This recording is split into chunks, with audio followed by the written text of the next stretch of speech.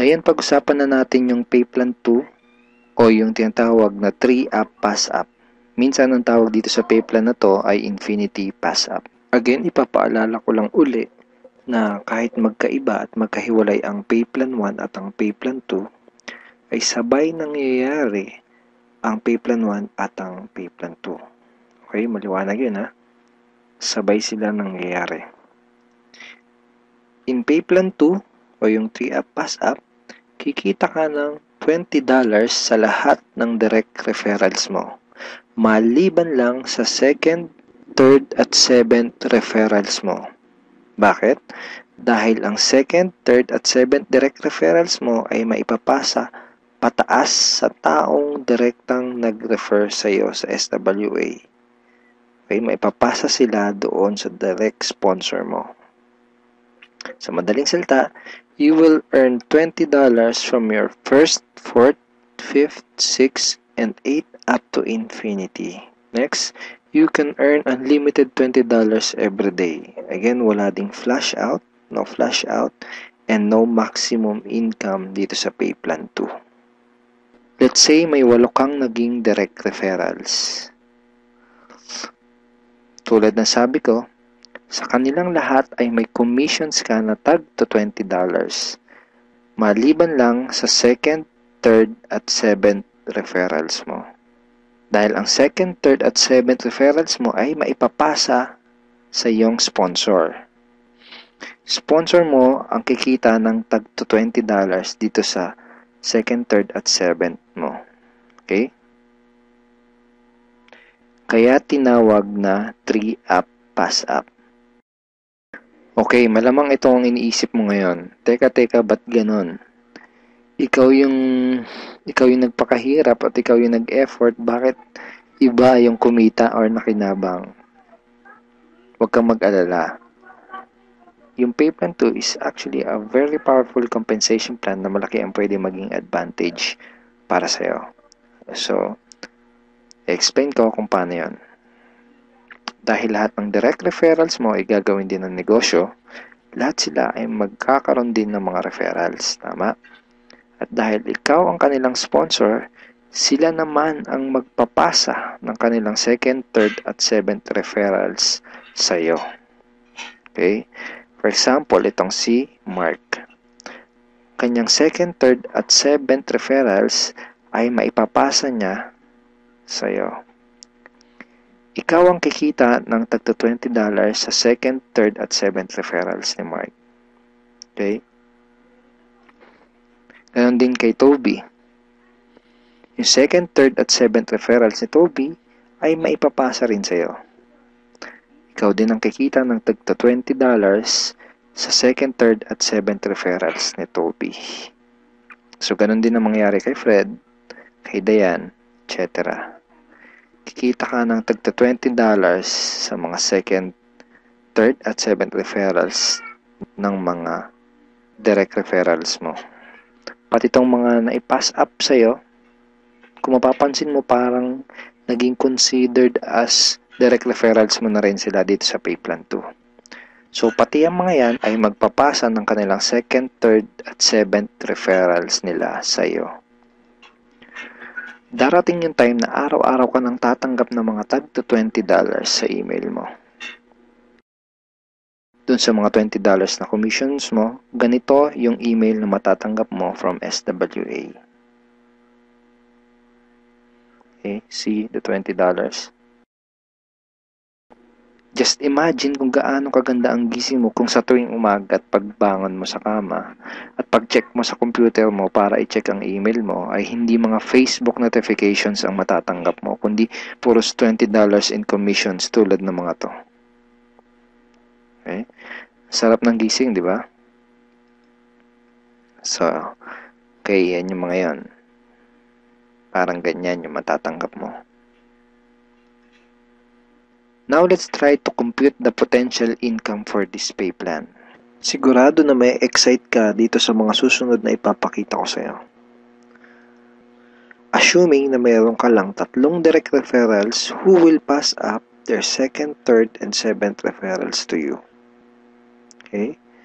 So, 3 na magpapasa ng kanilang 2nd, 3rd, and 7th. So, 3 times 3, that's a total of 9 times $20 yung SWA Pay Plan 2 commission times $20, that's a total of $180. So, in peso, that's 8,100 pesos.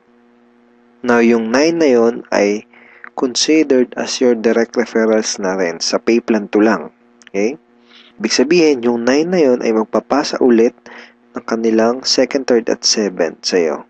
So, 9 times 3 equals 27 times $20 commission, that's a total of $540 or 22,680 pesos.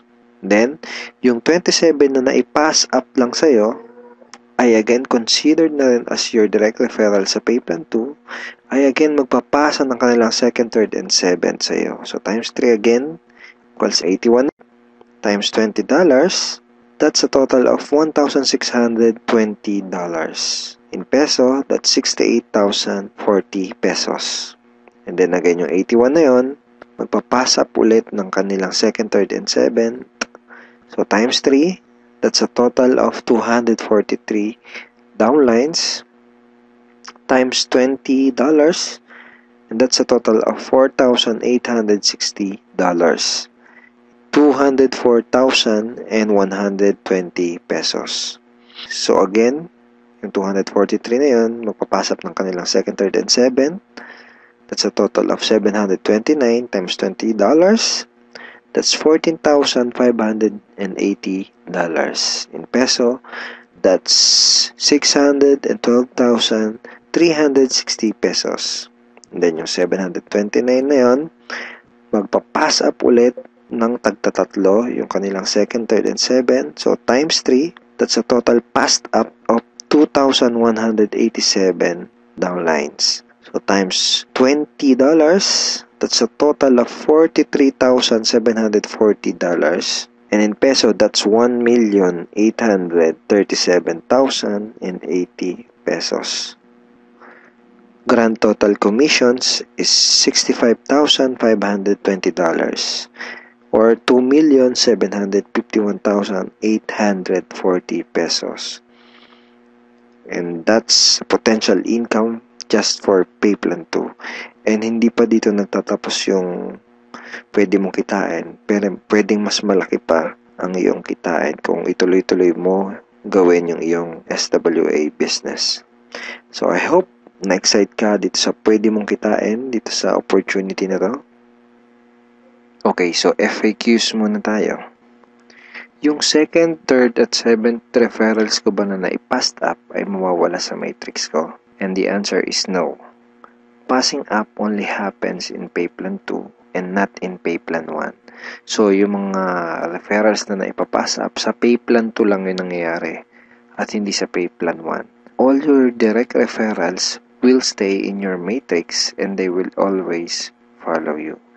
Ibig sabihin, yung mga direct referrals mo, intact yun doon sa matrix mo at lagi lang silang magpa-follow sa'yo sa Pay Plan 1. Okay, next question. Pwede bang kumita sa Pay Plan 2 kahit wala akong ma-refer or sales? The answer is no. You only make commissions in Pay Plan 2 when you refer someone.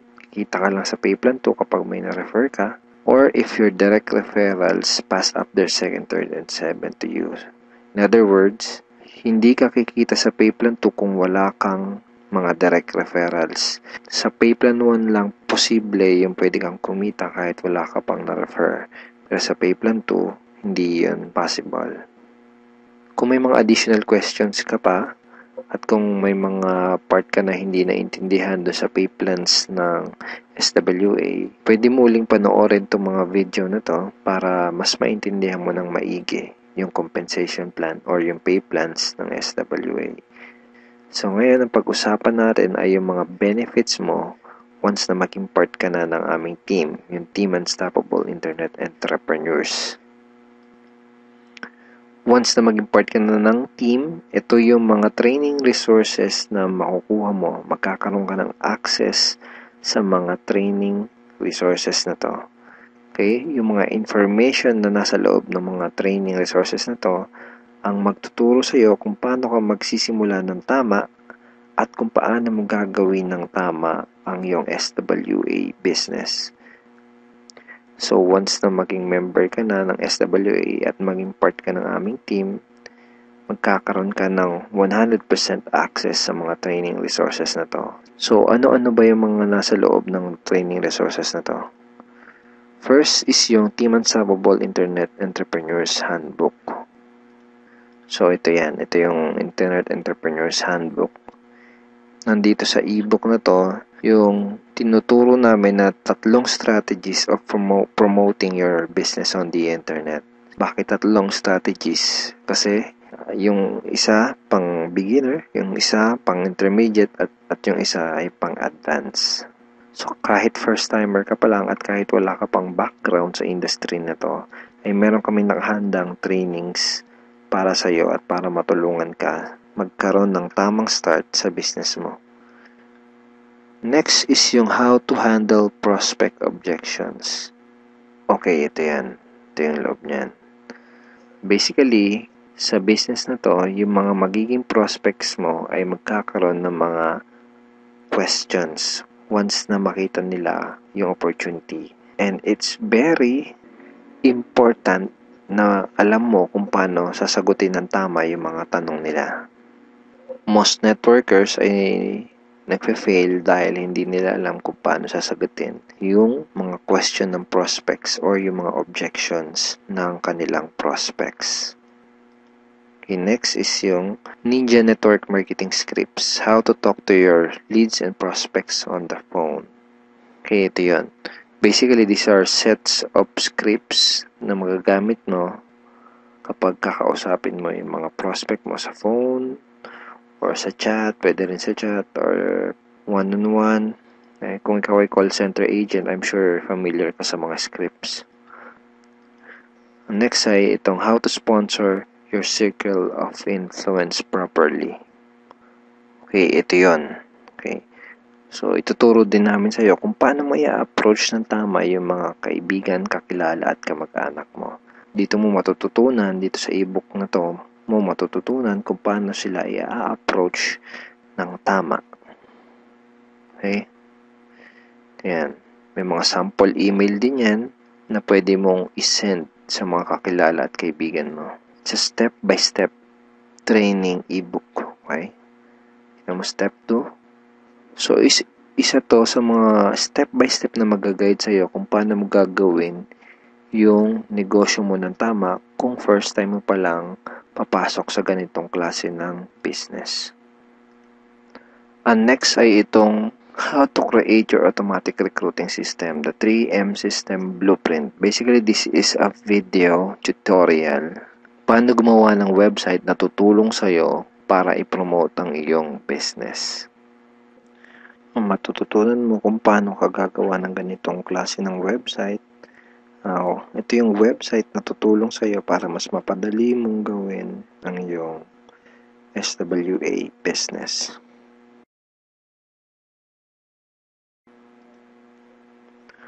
Okay, thank you for watching these videos, and we are looking forward in guiding you and helping you achieve good results and achieve your goals in this online business opportunity. Have a great day and God bless.